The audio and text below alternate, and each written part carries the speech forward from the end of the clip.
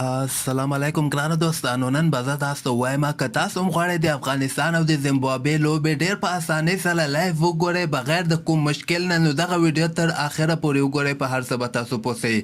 افغانستان او زیمبابوې چې کومه دغه لوبې ترسره کیدونکې د اول 50 ورځې لوبې دي، بیا د نه وروسته 100 ورځې لوبې هم ترسره کیږي.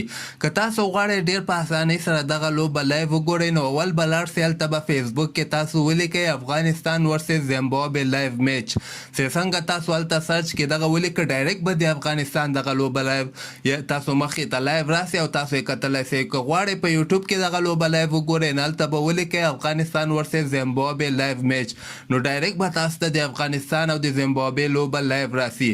خو که بیا هم تاسو غواړئ چې اپ کې دغه لوبه وګورئ، نو آیفون چا سره چې آیفون موبایل ده، هلته به تاسو ولیکئ په پلی سټور کې جی الویز هم چې څنګه ولیکه دغه سور رنګ کې اپ د دغه در سره ډاونلوډ کې په دغه کې ملي سپورت چینل چې کوم د ډېر زبردست کار کوي، هغه کې هم تاسو دغه لوبه لایف کتلی سئ. او چا سره چې انډراید موبایلونه دي، هغوی بیا سویفټ سټریمز در سره ډاونلوډ کوي. دغه په پلی سټور کې نشته، دغه به تاسو ګوګل کروم کې به ولیکئ سویفټ سټریمز افیشل ویب سایټ نه ډاونلوډ کوي، هغه ډېر زبردست کار ورکوي.